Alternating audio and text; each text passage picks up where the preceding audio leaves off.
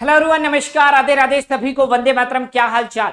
Railway में TC या TT बनना चाहते हैं तो मौका आप सभी के सामने शानदार है। इस बार वैकेंसीज भी बढ़ चढ़कर आपके सामने देखने को मिलने वाली है, क्योंकि रेलवे ने एक फैसला भी किया है कि जो बीते दिनों में 2024 से पहले जो वैकेंसीज आपने देखी होंगी, जो पद खाली रह गए थे, वो आने वाली नई वैकेंसीज में इंक्लूड करके दिए जाएंगे। साथ ही साथ बहुत सारे रिटायरमेंट भी लगातार हो रहे हैं, तो जो खाली पद रह गए हैं उनको या तो प्रमोशन कोटा के द्वारा भरा जाएगा। मान लीजिए कहीं पर 1000 पद खाली है, तो कम से कम मान लीजिए अगर उन्होंने 400 पद प्रमोशन कोटा के द्वारा भर दिए तो बची कितनी, 600 सीटें।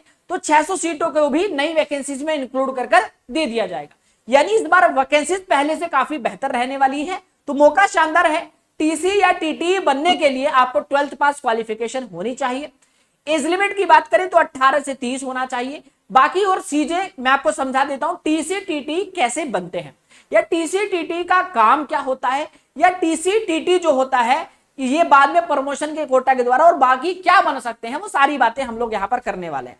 इसके लिए हमें किस एग्जाम को क्रैक करना होगा, ये वैकेंसीज कब तक आने वाली है, सारी बातें हम लोग करने वाले हैं। जो नए साथी हो चैनल पे, चैनल को सब्सक्राइब कर लीजिएगा। इस चैनल पर मैं आपको पूरा सॉल्यूशन कराता हूं। इस चैनल की नींव ही हमने रेलवे से रखी थी और लगातार उस पर काम कर रहे हैं मेरे भाई।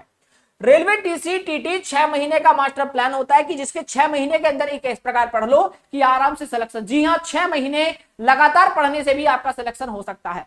देखिएगा, रेलवे में आपको बताता हूं 2 प्रकार की जॉब होती है। एक होती है टेक्निकल पोस्ट, कुछ होती है नॉन टेक्निकल। तो आप लोग किस कैटेगरी में आते हैं, नॉन टेक्निकल में। आइए समझाते हैं दोस्त। सबसे पहले बात करते हैं कि कौन सी टेक्निकल पोस्ट होती है, जैसे एएलपी टेक्नीशियन हो गया, section controller, junior engineer, paramedical, ये सभी आपकी टेक्निकल पोस्ट होती है।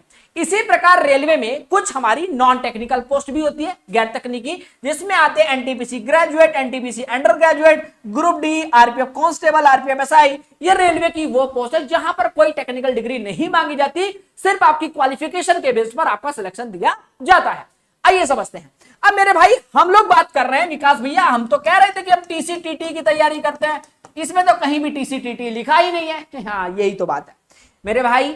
आपको एक एग्जाम क्रैक करना होगा एनटीपीसी का, एनटीपीसी अंडर ग्रेजुएट। जी हाँ, ग्रेजुएशन वाली सीट में कौन आते हैं, जैसे स्टेशन मास्टर हो गए, ठीक है, आपके सुपरवाइजर हो गए, आपका गुड्स गार्ड हो गया। जो बड़ी बड़ी पोस्ट होती है वो ग्रेजुएशन लेवल के लिए होती है।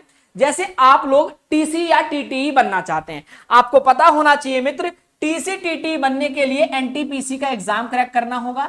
एनटीपीसी ने एक आपका एक बोर्ड बनाया है, सीसीटीसी। जी हां साथियों, सीसीटीसी। ये सीसीटीसी के थ्रू आप टीसी या टीटी बनते हैं, ध्यान रखिएगा। आइए इसको थोड़ा सा अंदर डिफाइन करते हैं, पहले इसको समझ लेते हैं। तो हम लोग जिसकी तैयारी कर रहे हैं वो है अंडर ग्रेजुएट एनटीपीसी का एग्जाम। इसको हमें क्रैक करना है, जिसके लिए हमें 12th पास चाहिए होती है और एज लिमिट 18 से 30 होती है। ओबीसी को 3 साल, एससी को 5 साल का रिलैक्सेशन मिलता है। इतना क्लियर हो चुका है, ठीक है। अब 90% छात्र सबसे बड़ी गलती क्या करते हैं, जी हां साथियों, असफलता का कारण और सफलता का। असफलता का कारण है पहले नोटिफिकेशन आएगा, इंतजार कर रहे तब तैयारी शुरू करूंगा, अरे फॉर्म भर दूं तब तैयारी करूंगा, अरे एग्जाम डेट अभी तो पता ही नहीं है तब तैयारी करूंगा। इस चक्कर में पूरा सिलेबस छूट जाता है, समय ही नहीं बचता। दोस्त, सफलता का एक ही कारण है, आज से और अभी से शुरुआत कर दो। परीक्षा से पहले 6 से 7 महीने ही मिलेंगे, तो अभी से अगर प्रयास करोगे तो सिलेक्शन के 100% चांस आपके हैं कि सिलेक्शन होकर ही रहेगा। भाई जी, आपका नोटिफिकेशन मई के लास्ट वीक तक आपको देखने को मिल जाएगा और यही आपका जो फॉर्म भरने के शुरू हो जाएंगे। उसके बाद मेरे भाई आपका जो एग्जाम है वो सितंबर अक्टूबर में होगा। अब मैं आपसे एक बात पूछना चाहता हूं। आपको पता है 2027 में चुनाव है।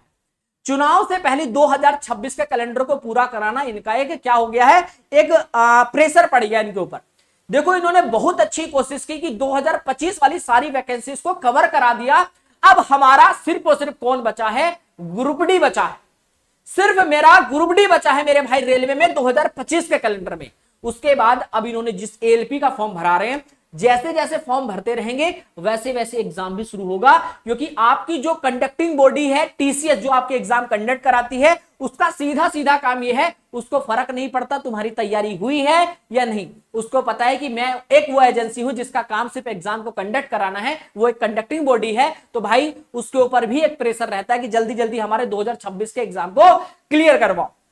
तो भाई वो अगर आपका मई से भी, जून से भी लगता है परीक्षा कराने, तो सितंबर तक आपका ये एग्जाम भी होगा। तो इसीलिए टारगेट एक बनाओ कि आपके एग्जाम में अभी से कितना समय है। अभी क्या चल रहा है, मई चलने वाला है ना भाई, ये अप्रैल तो खत्म ही है। मई, जून, जुलाई, अगस्त और सितंबर।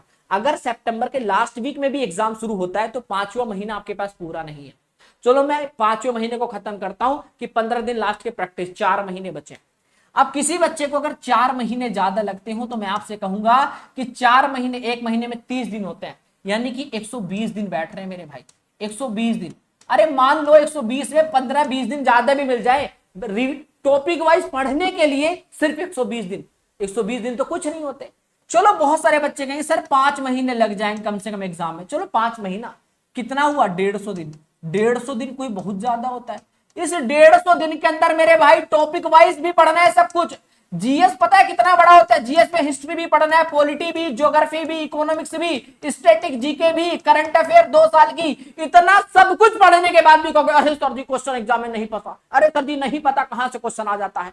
यही समझ रहे हैं ना। इसमें आपको भैया टॉपिक वाइज में आपको मैथ भी पढ़ना पड़ेगा, मैथ के साथ साथ रीजनिंग भी पढ़ना पड़ेगा और साइंस भी पढ़ना पड़ेगा भाई।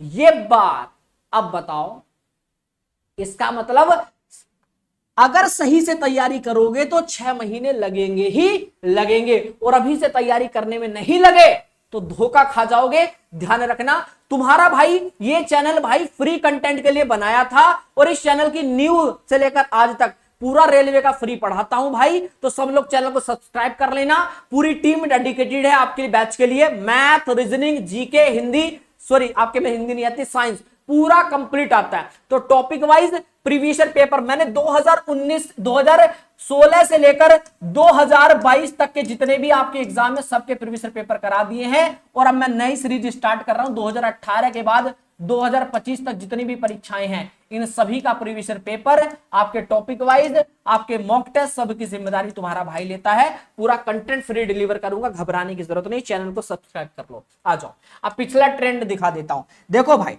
इस प्रकार आपका नोटिफिकेशन रिलीज होता है। इसमें ये 12th पास, अंडर ग्रेजुएट 12th पास वाली सारी सीटें हैं। इसमें देखो ट्रेन क्लर्क की सीट है, ठीक है, सीसीटीसी, अकाउंट क्लर्क कम टाइपिस्ट, जूनियर क्लर्क कम टाइपिस्ट। सर हमारी पोस्ट में टाइपिंग तो नहीं है, जिस पोस्ट के पीछे टाइपिस्ट लिखा हुआ है सिर्फ उसी में टाइपिंग होती है, ठीक है। आपका एग्जाम होगा, डायरेक्ट आपका सिलेक्शन है।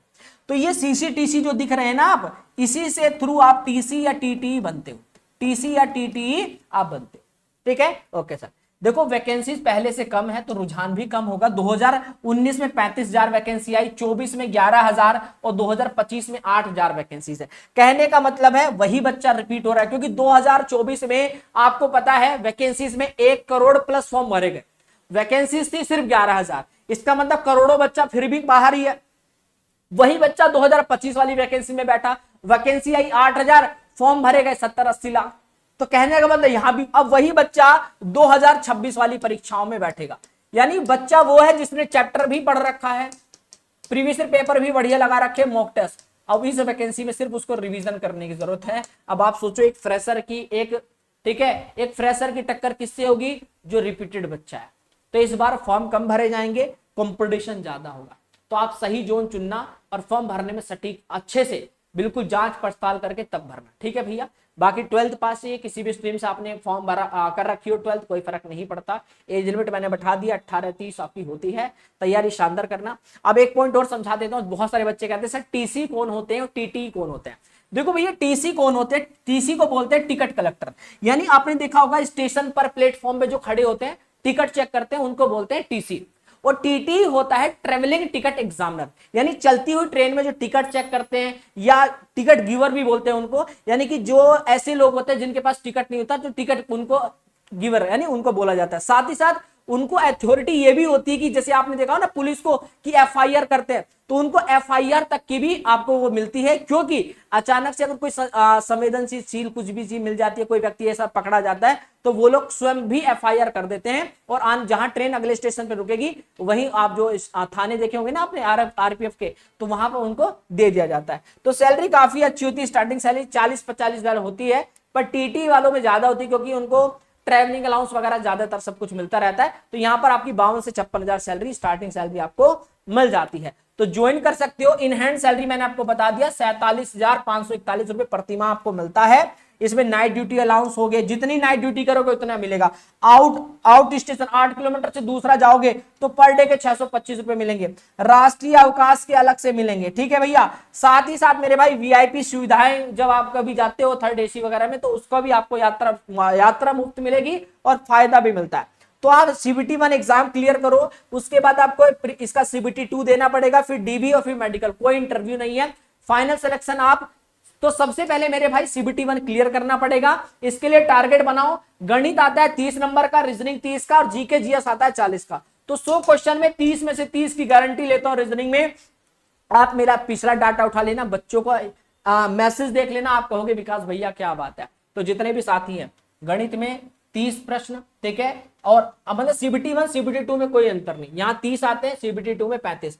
रीजनिंग के यहाँ 30 है, वहां 35। यहाँ जीके जीएस 40, वहां 50। यानी कि अंतर कुछ नहीं है, सेम सिलेबस है। बस बात यह है कि जो बच्चा बेसिक टू एडवांस पढ़ता है, सीबीटी 1 के बाद सीबीटी 2 में समय नहीं मिलता, तो दोनों की तैयारी में एक साथ कराता हूं, जिससे कि बच्चे को बार बार वही चीज 2 बार ना पढ़नी पड़े। तो 6 महीने का प्लान बनाओ, ठीक है। मैं इसको नेक्स्ट वीक में, ठीक है, मैं डेट भी बता देता हूं, 15 मई से पूरा फ्रेश बैच स्टार्ट कर रहा हूं।